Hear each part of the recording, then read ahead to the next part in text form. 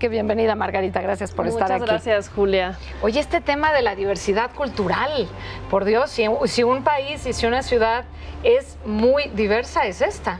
Claro. Tenemos lenguas, etnias, formas de vida, preferencias sexuales. Sí, como dices, o sea, tenemos una diversidad lingüística impresionante, étnica, religiosa también, cada vez más.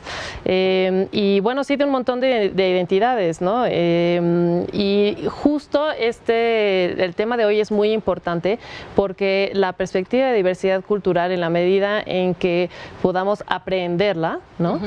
Nos permite, exacto, ¿no? Nos permite relacionarnos con la otredad de una manera mucho más respetuosa y en un plano de horizontalidad, que eso hace mucha falta, ¿no? Claro. Y quitarnos el miedo a lo otro, ¿no? En general lo otro como que lo rechazamos o volteamos la cara para no verlo porque el otro, como no es como yo, entonces no me interesa o me da miedo o le tengo odio. O sea, como que si no lo razonamos, si no lo trabajamos, si no estamos, digamos, en una tesitura de ponernos en sensibilidad, casi que en automático rechazamos. Sí, y es que el enfoque de diversidad cultural en realidad nos enseña como esto que decíamos y que señalabas, a mirar a la otredad, ¿no? Pero, y además asumir el privilegio que tenemos a partir de ciertas prenociones que se han considerado mejores que otras, ¿no? Y entonces nos invita también a deconstruir estas prenociones en función de las cuales hacemos categorías y rechazamos, ¿no? Es el origen, el no poder apreciar esta diversidad cultural, pues es el origen del racismo, de la xenofobia y de muchas otras formas de discriminación, ¿no? Por prenociones te refieres, por ejemplo, a decir, pues es mejor la gente blanca que la gente morena. Prejuicios, sí, exacto, okay, ¿no? Y entonces a poder deconstruirlas y saber dónde estamos parados y no asumir cosas, ¿no? Sobre las otras personas. Y además me parece, Margarita, importante que no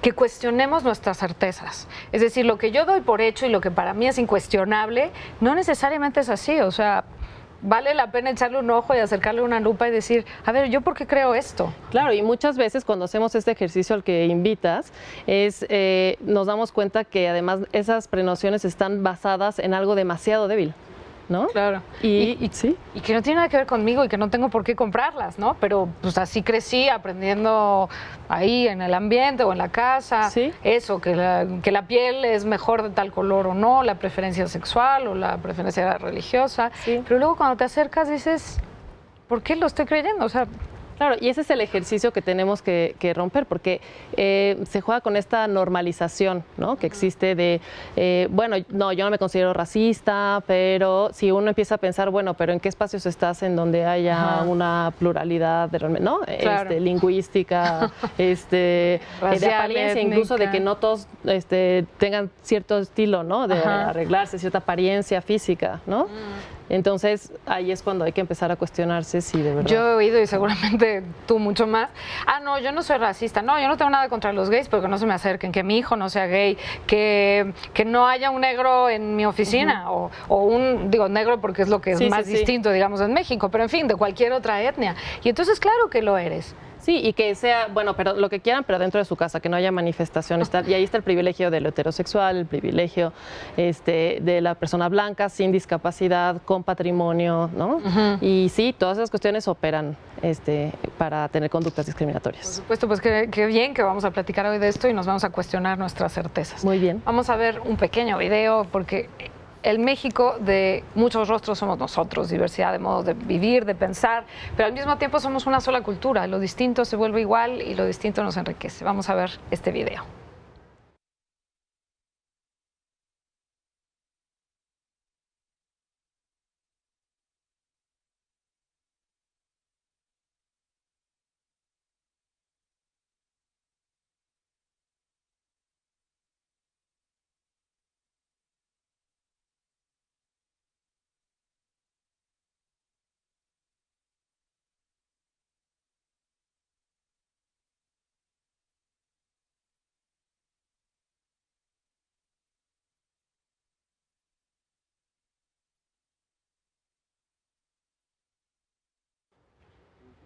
Bueno, pues de todo esto vamos a estar platicando en esta tarde en Ciudad Abierta. Margarita, sin duda retador, pero sin duda también muy interesante y muy enriquecedor para nosotros. Sí, y ¿no? yo de verdad, por ejemplo, muchas veces pensamos en diversidad cultural y justo lo que viene a la mente de muchas personas quizás es el tema indígena, ¿no? Y ciertamente es una parte de diversidad cultural, pero hemos hecho ejercicios súper interesantes, por ejemplo, con la dirección que ocupa Heréndira, que ya la tendremos... Heréndira Cruz Villegas, va un abrazo para allá. Que ya tendremos como invitada, y en cómo aplicar el enfoque de interculturalidad a las conversaciones de la articulación interinstitucional entre salud, educación, jueces, juezas y tal, para el tema de niñez y adolescencia trans. Y esa herramienta de enfoque intercultural ahí para poder hablar sobre estas prenociones, tener un diálogo y una conversación en disciplinas que normalmente no somos formadas como desde la horizontalidad, fundamental. Así que tiene muchísimo que ofrecernos esta perspectiva. Pues sin duda, ya estaremos platicando de ella y estaremos aprendiendo de ella. Siempre hay que aprender, que no nos dé miedo aprender, que no nos dé miedo movernos. Y preguntar y dudar. ¿no? Claro, sí. Dudar como sistema, eso es buenísimo. Sí, exacto. ¿No? Lo peor, un querido amigo, Oscar de la Borbolla, filósofo, dice que malo cuando es incuestionable, cuando no hay nada que, o sea, es así porque es así. Cuidado, ojo, alerta, porque si es incuestionable, hay que saber de dónde salió, por qué uno piensa eso, y de repente aplicarle la duda. O porque hay tanta seguridad fincada en una certeza. Exacto, ¿no? En un grupo. En defenderla. Exacto. ¿no? ¿Qué pasa si no? Exacto. ¿Qué es lo que se cae? ¿Qué se pone en riesgo? Exacto, exactamente. Sí, por supuesto. ¿Y qué invitados vamos a tener el día de hoy? O sea, no menores. Exacto, mira, pues están Heréndira Campos, ¿no? De la Secretaría de Educación Pública, con además una propuesta de educación no formal, ¿no? Que eso es increíble, ya lo platicará ella, como para el enfoque de población en situación de calle. ¿no? Fíjate. Y la verdad es que todos deberíamos de tener mucho más presente el tema de la educación no formal, porque día a día lo vivimos, ¿no? Y como dices, aprendemos y todo, ¿no? Claro. Y bueno, con Jesús nos podrá platicar del Movimiento Nacional por la Diversidad Cultural de México, un gran movimiento para impulsar este tema, y pues finalmente un poco de la agenda internacional sobre diversidad cultural. Eso me gusta mucho de Ciudad Abierta. No solo nos enfocamos en lo que pasa en México, sino también se abre, ahora sí que si fuera un lente, aquí estamos en México, en la ciudad, y luego se abre el lente para ver qué está pasando en el mundo, cómo estamos insertados ahí, qué podemos aprender, qué podemos aportar. Sí, ¿no? Y ahí sí debo decir que mucho por formación profesional, ¿no? Es el enfoque normativo un poco que nos encuadra, y luego en la vida real qué pasa, ¿no?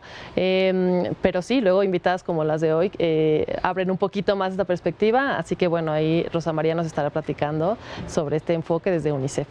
Estupendo. Bueno, pues extrañamos a Jacqueline, pero al mismo tiempo vamos a tener un programa bastante rico. Así que vamos a ver un pequeño video y regresamos ya a meterle a todo.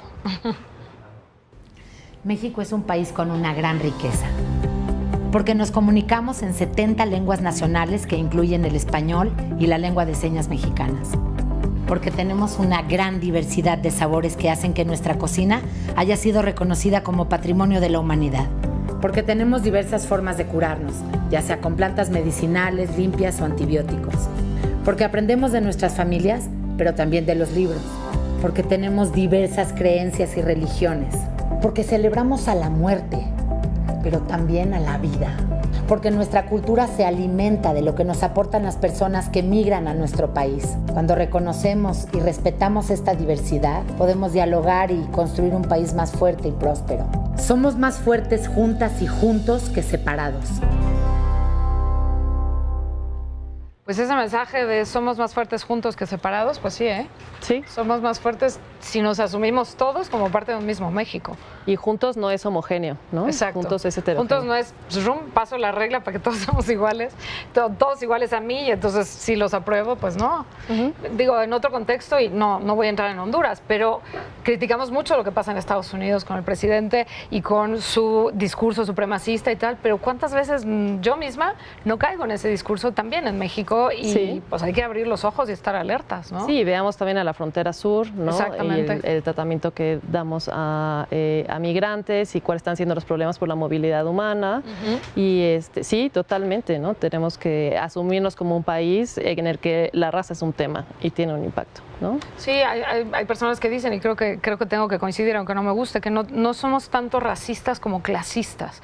porque no tenemos tal vez un tema tanto de razas tan distintas, pero que sí lo tenemos, pero quizá no tan presente como en otros lados, pero sí somos súper clasistas, o sea, distinguimos mucho por clase social, si mereces que te salude de beso o no, si te puedes sentar a comer conmigo o no, dependiendo mucho de clase social. Y la intersección de ambas es clarísimo, ¿no? Y yo ahorita hago una precisión porque justo está todo este debate respecto a la raza y si existe o no existe y si sostener que existe implica, es en sí misma racista o no. Entonces hago una corrección ahí, racismo hay, la idea de la raza pienso que está diluida, pero sí, México tiene que asumirse así y por eso, por ejemplo, trabajo del INEGI sobre la movilidad social y impactó mucho en la sociedad, incluso generó como rechazo, pero es bien importante ver en qué se traduce, ¿no? Sobre el 5% de las personas con piel más oscura tienen acceso a una educación universitaria. Eso es muy fuerte. A una educación universitaria, qué cosa.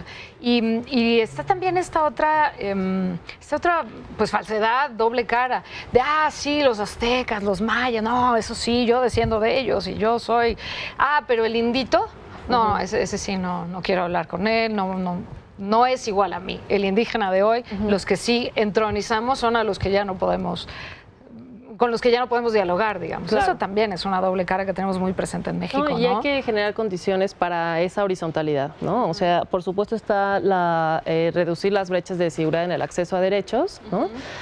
Pero parte de hacer eso es colocarnos en un lugar de horizontalidad respecto a las otras personas, ¿no? Conocer, o sea, sin asumir como estos privilegios, insisto, ¿no? Privilegios de todo tipo, que yo no quiero perder nunca los míos, y hablo yo Julia, pero en general todos dicen, no, esto no me lo toques. Allá afuera sí peleen, pónganse de acuerdo y todos somos muy iguales, pero normalmente uno digamos, se pone rudo, ¿no? Cuando uno quiere defender lo suyo y no pasa nada.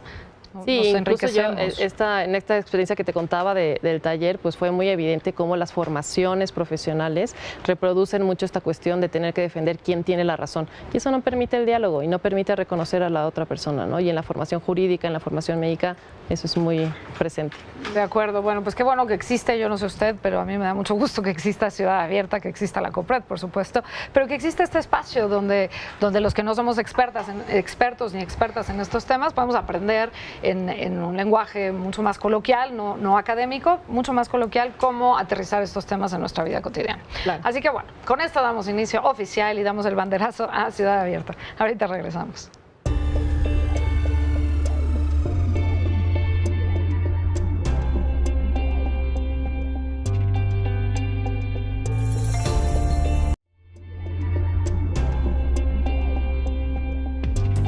Ya estamos de vuelta en Ciudad Abierta, un espacio en el que todos tienen un lugar especial. Por ese motivo vamos a abrir nuestros diálogos hablándole de la diversidad cultural en nuestro país, del abanico de etnias, lenguas, formas de vida, preferencias que integran una sola nación que es este fantástico México. Sobre este asunto que nos concierne a todos, tenemos como primera invitada a Heréndira Andrea Campos García Rojas, quien es directora de Educación No Formal y Vinculación en la Coordinación General de Educación Intercultural y Bilingüe de la Secretaría de Educación Pública, instancia en la que diseña e impulsa proyectos de educación intercultural en espacios educativos no formales para fomentar el conocimiento y el reconocimiento de la diversidad cultural. Asimismo, es docente enfocada en estos temas, así que, sin más preámbulo, vamos con ustedes, Margarita Castilla. Julia, muchas gracias y pues te damos la bienvenida, Heréndira. Nos da muchísimo gusto que estés por acá para platicarnos sobre la diversidad cultural. Cuéntanos, por favor, ¿qué es? Pues primero, muchas gracias por la invitación.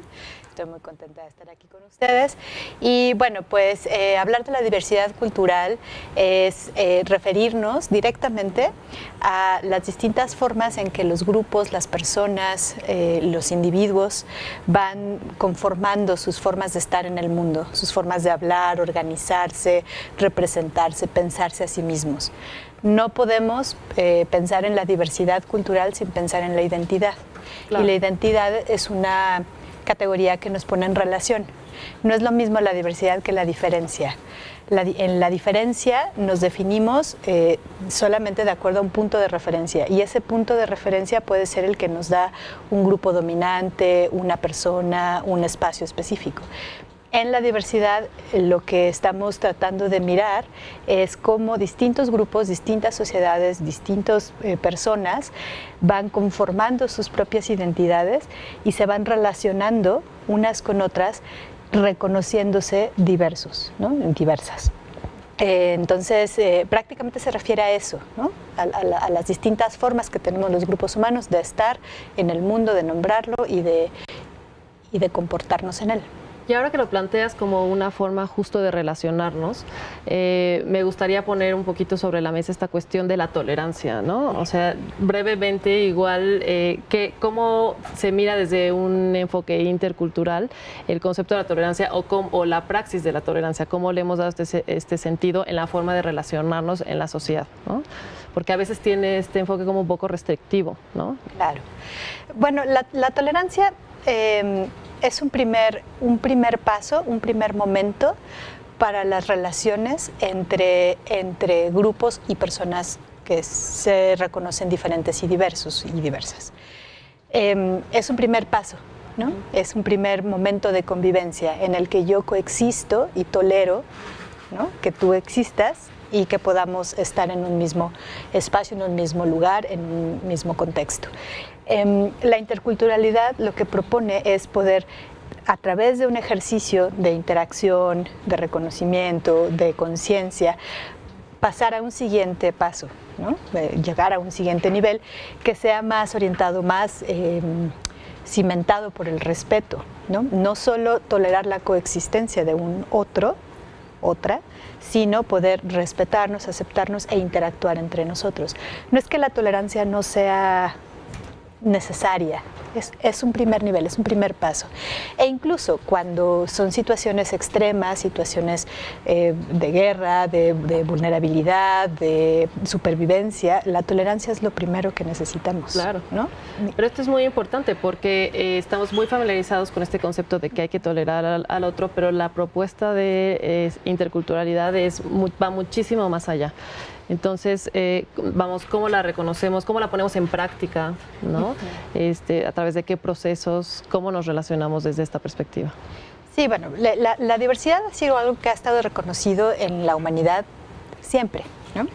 Lo que pasa es que la interculturalidad propone una forma de relacionarnos en y para la diversidad que implica la interacción, el intercambio, partiendo del respeto, el conocimiento del otro y de la otra, y eso implica una serie de competencias, de habilidades, de formas de estar en interacción con las y los otros que nos permiten ir construyendo, a pesar de nuestras diferencias, junto con lo que nos hace similares, y de ahí transitar a un modelo en donde las relaciones se construyan en esa interacción. No solo en convivir, no solo en coexistir, sino en construir en conjunto.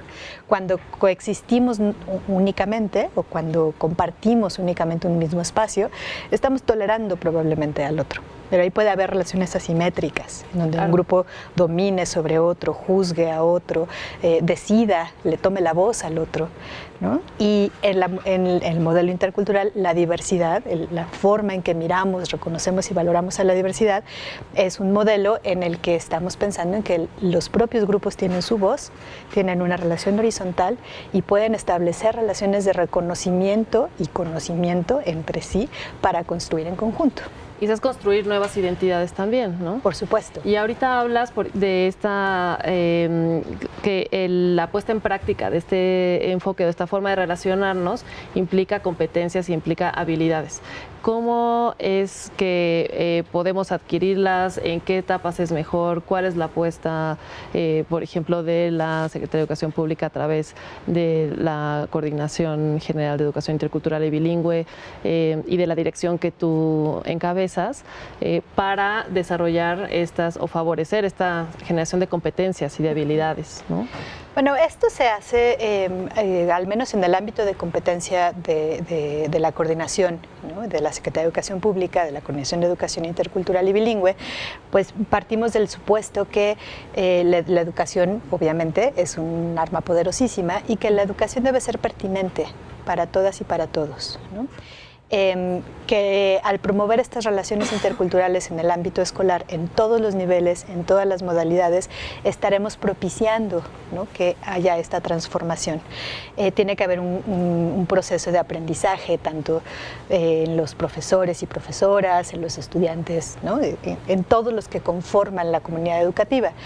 Desde la parte de la educación no formal, lo que proponemos es que para que también todo eso que se hace en el sistema educativo tenga fuerza y tenga eco y sea fructífero, necesita una tierra fértil que está por fuera de todo el sistema educativo, ¿sí?, que es todos los procesos que no están estructurados en lo formal, y ahí podemos promover formas de interacción y estas habilidades a partir del diálogo, por ejemplo. El diálogo es una de las herramientas principales, ¿no? Podemos trabajar hacia los conocimientos, habilidades, destrezas que nos ayuden a interactuar con las y los otros desde un lugar aceptante y respetuoso, empático de principio, y así ir transformando en todos los ámbitos posibles y en donde sea receptivo esto, poder ir transformando estas relaciones. Claro, el poder transformador de la aplicación de esta herramienta en la educación no formal hay que apostarle a eso, porque entonces, vamos, nosotros desde el Consejo, por ejemplo, pues trabajamos por una cultura del trato igualitario, pero esta cultura del trato igualitario, digamos que tiene una antesala para poder tener ese resultado de un trato igualitario, es esta tierra fértil que llamas, ¿no? Es decir, cómo nos relacionamos, cómo digamos, modificamos ciertas prenociones que tenemos, ¿no?, entre nosotros.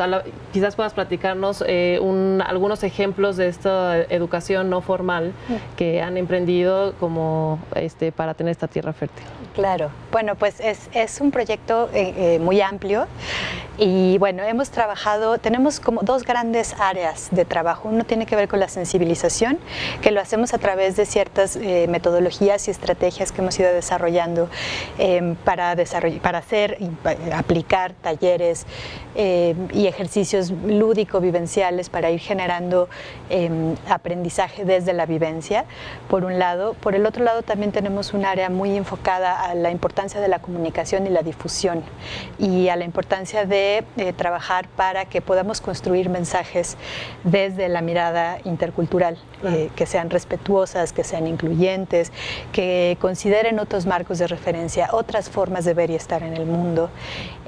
Bueno, y trabajamos con distintos grupos, ¿no? Trabajamos con el servicio público, trabajamos con docentes. Hemos trabajado con, por ejemplo, alianzas con movimientos juveniles, ¿no?, con grupos de activistas de la sociedad civil, y ahí vamos armando, vamos tejiendo para poder construir pues estas relaciones diferentes. La ventaja de la educación no formal es que nos permite hacer alianzas para que los enfoques transversales en la interseccionalidad se toquen, ¿no? Y entonces poder trabajar con, por ejemplo, con COPRED, ¿no?, que tenemos un convenio, ¿no?, buen vínculo. Un buen vínculo, ¿no?, un esfuerzo de trabajo conjunto.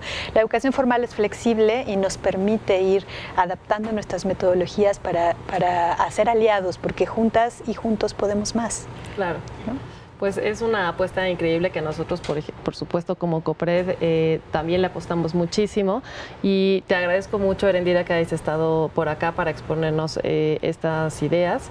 Y pues quédense con nosotros porque vienen Jesús, que nos va a platicar el Movimiento Nacional de la Diversidad Cultural. Así que vamos a un corte y regresamos.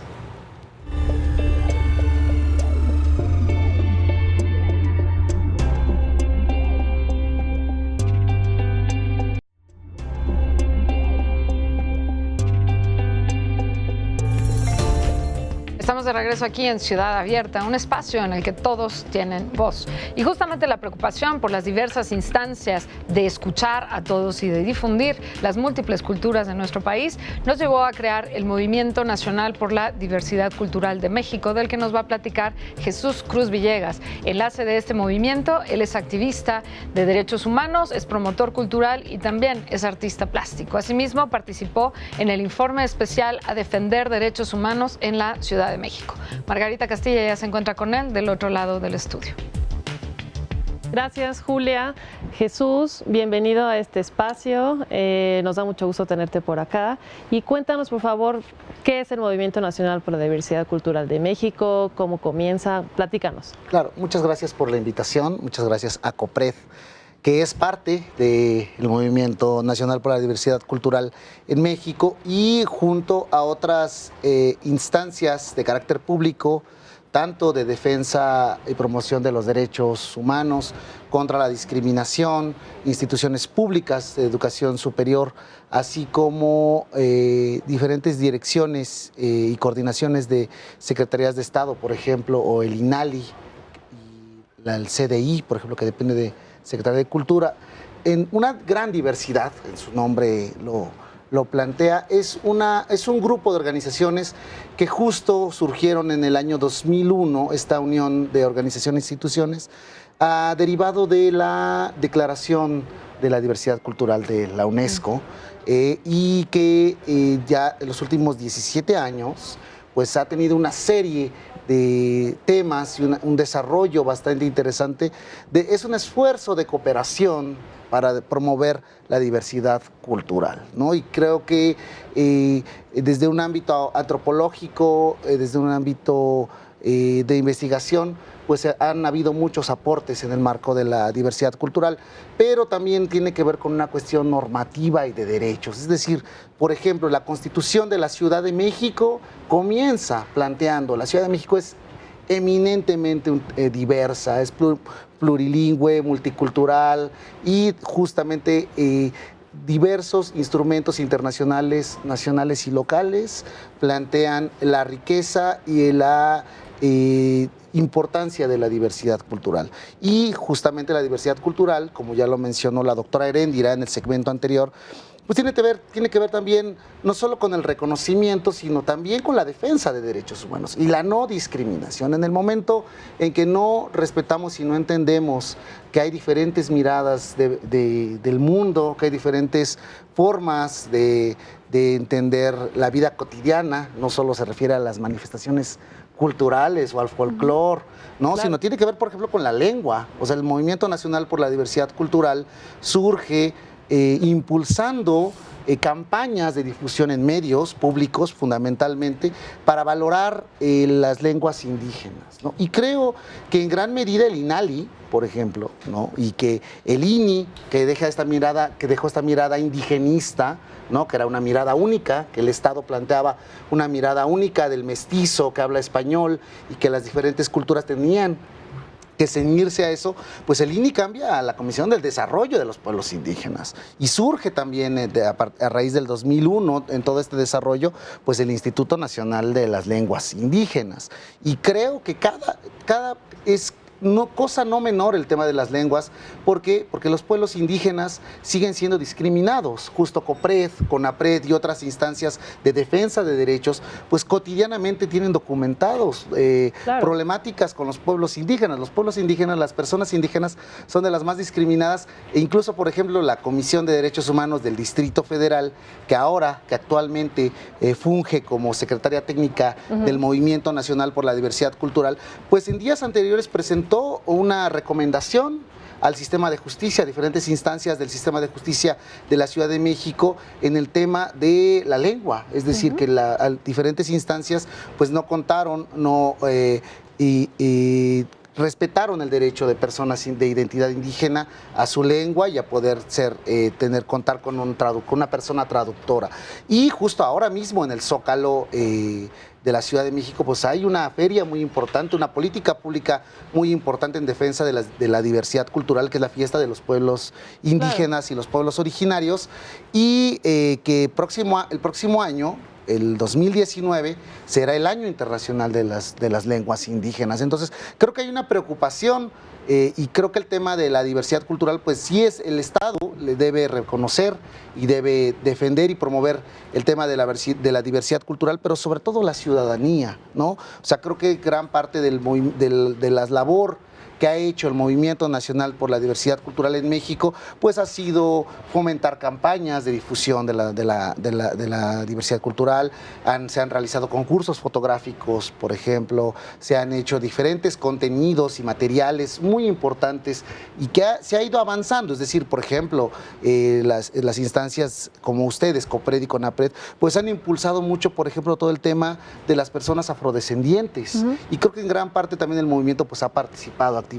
Oye, yo tomo, por ejemplo, de las cosas que has comentado, hay 3 que me generan especial atención, y una es que este movimiento, por lo que dice, está conformado por instituciones tanto de nivel local como federal. de nivel federal, pero además en diferentes temas. Me parece que también Procuración de Justicia incluso está representada. Así es, está la Procuraduría de Justicia de la Ciudad de México. Y esa pues no es cosa menor, ¿no? Porque la articulación interinstitucional y de diferentes órganos de gobierno es compleja, ¿no? Tiene que ser compleja, pero entonces aquí están orientadas a... Claro. ¿Cómo lo observas? Uno, al conocer la historia del movimiento, pues te das cuenta que no es fácil, ¿no? Ponerse de acuerdo en cualquier red, también en las redes de derechos humanos, por ejemplo, de la sociedad civil, pero creo que cualquier esfuerzo que tenga que ver con impulsar la diversidad cultural, el respeto por las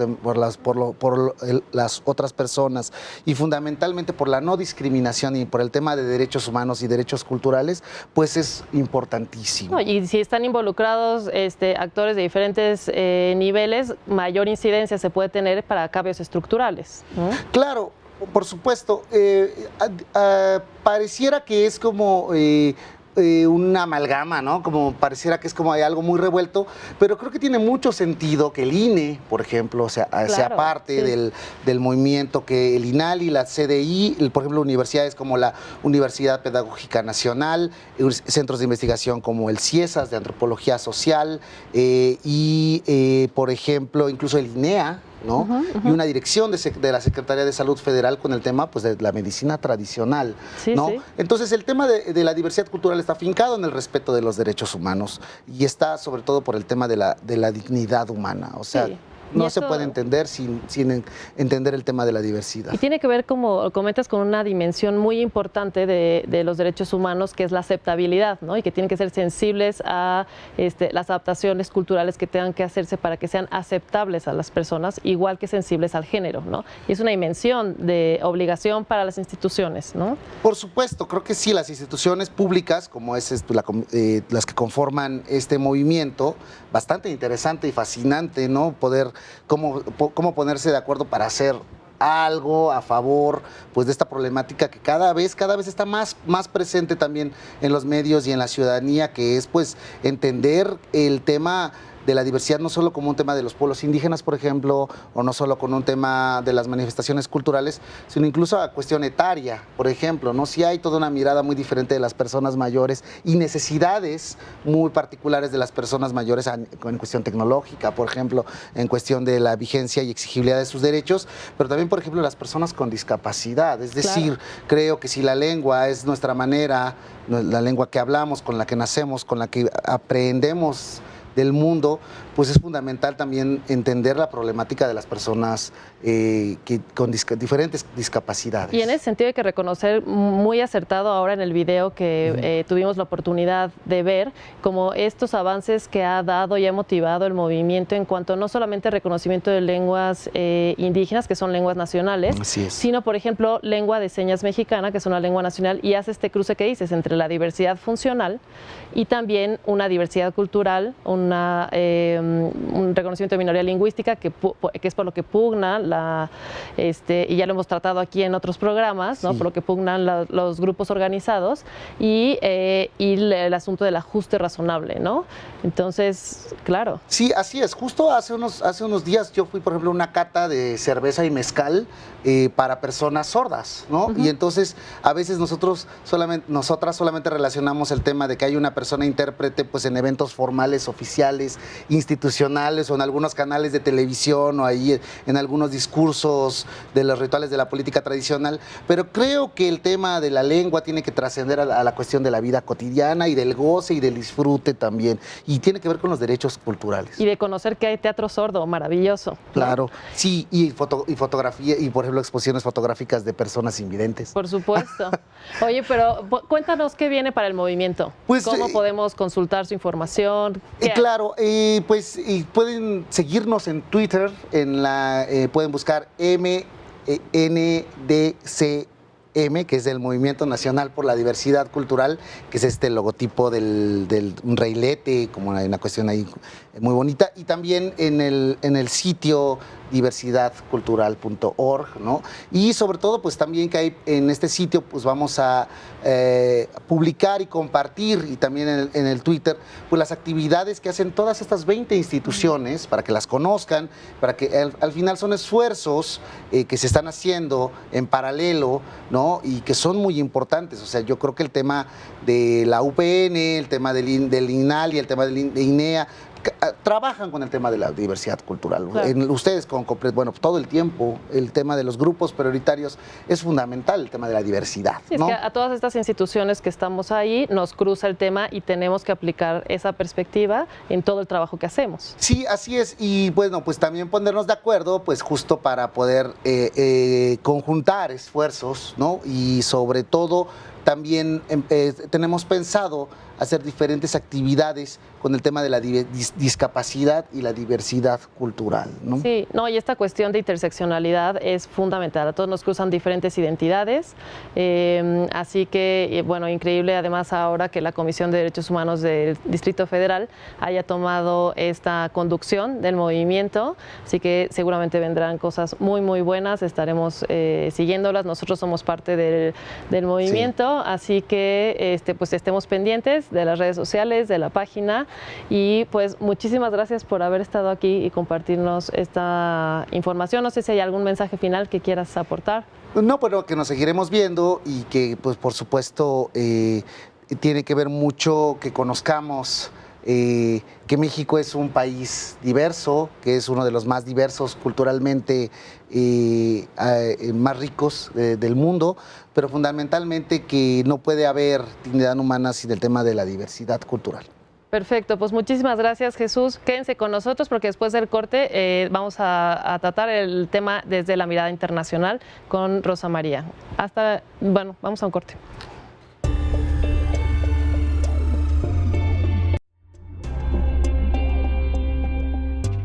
Seguimos en Ciudad Abierta, un espacio dirigido a la equidad en todos los sentidos. La diversidad cultural es el tema que hoy abordamos y del que nos platicará desde el ámbito mundial, desde la óptica, no solamente local, sino global, Rosa María Pérez García, asesora del COPRED en la Secretaría Técnica, quien nos trae la agenda internacional. Vamos con ustedes, Margarita y Rosy. Gracias, Julia. Rosa María, ¿cómo estás? Muchísimas gracias por estar aquí. Muchas gracias por la invitación. No, pues cuéntanos cuál es el enfoque que le darás, cómo se puede mirar la diversidad cultural desde un enfoque internacional. Bueno, desde un enfoque internacional encontramos a la Organización de las Naciones Unidas para la Educación, Ciencia y Tecnología, por sus siglas en español UNESCO, que da un enfoque al tema de interculturalidad desde una perspectiva de derechos humanos, un enfoque sistémico que aborda el tema de derechos humanos, pero también la parte de la equidad entre personas, comunidades y países. Y también es una perspectiva interseccional porque debe de estar incluido la parte histórica, política, cultural, antropológica y educativa de este tema. Y en esa razón la UNESCO es que define en cierta manera la parte de interculturalidad. Perfecto, o sea que dentro del sistema de Naciones Unidas es el órgano que está encargado de no solo motivar, sino además dar toda la pauta para la conducción de la diversidad cultural para todos los estados parte. Así es, y en ese sentido, recientemente sabrás que con la aprobación, la aprobación de la Agenda 2030, En el punto, bueno, en la meta número 4 dentro de los Objetivos de Desarrollo Sostenible se englobó la parte de garantizar el acceso a la educación a todos, pero dentro de digamos que dentro de esta meta hay dos apartados que abordan el tema de interculturalidad para la parte internacional. Una de ellos es que se refiere a eliminar la desigualdad en el acceso a la educación, y la otra es que la educación debe de ser desde una perspectiva integral en el tema que incluya derechos humanos, cultura de la no violencia y también una perspectiva intercultural. Y entonces estos dos son dos de las metas dentro de uno de los objetivos de la Agenda 2030, o sea que es medible, se evalúa con cierta periodicidad y se espera que los estados parte den cumplimiento a esa agenda, ¿cierto? Así es, y también en ese sentido la UNESCO es el encargado, como tú lo dices, de ejecutar en cierta manera o regir esta parte de la educación en el tema de interculturalidad, pero no solamente educación intercultural, ciencia y tecnología. En lo que respecta al tema de hoy, que es interculturalidad, tenemos la parte de que, bueno, digamos que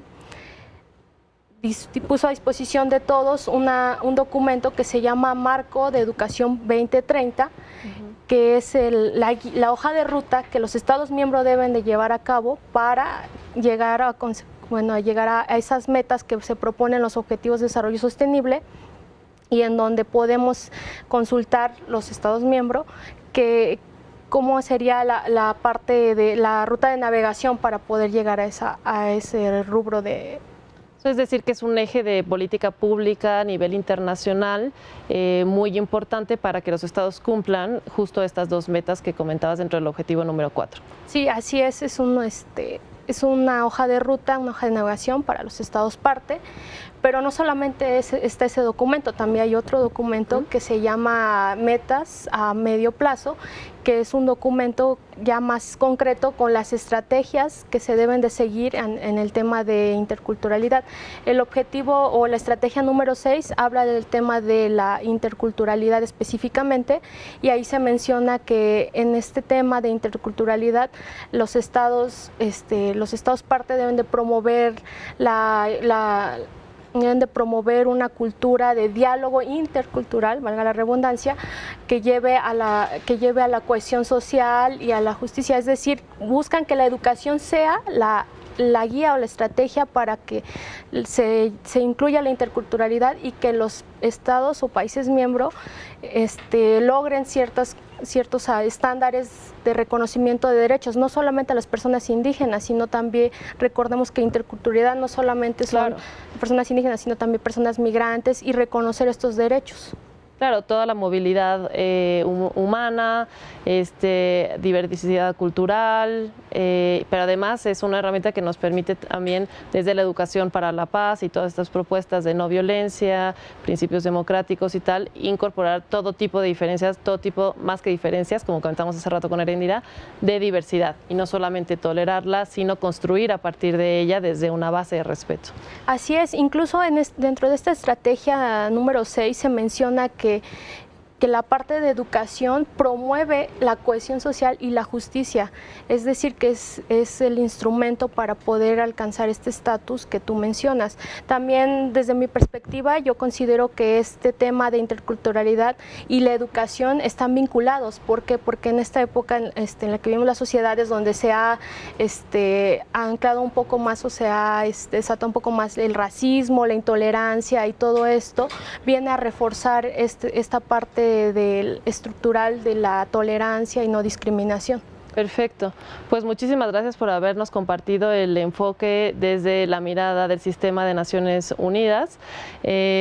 Justo yo insisto en esta cuestión de la aceptabilidad como dimensión de cumplimiento de los derechos humanos y que tiene que ver con esta aceptabilidad cultural también. Así que después de haber tratado nuestro último bloque, pues los invitamos cerramos este bloque y pasamos con Julia. Muchísimas gracias. Gracias, Margarita. Pues sí, hemos llegado al final de esta emisión. Ciudad Abierta, recuérdelo, es una coproducción de Ciudad TV 21.2, el canal de la Asamblea, con el Consejo para Prevenir y Eliminar la Discriminación de la Ciudad de México, el COPRED. Nos vemos el próximo miércoles. Hasta entonces, que tenga buena noche.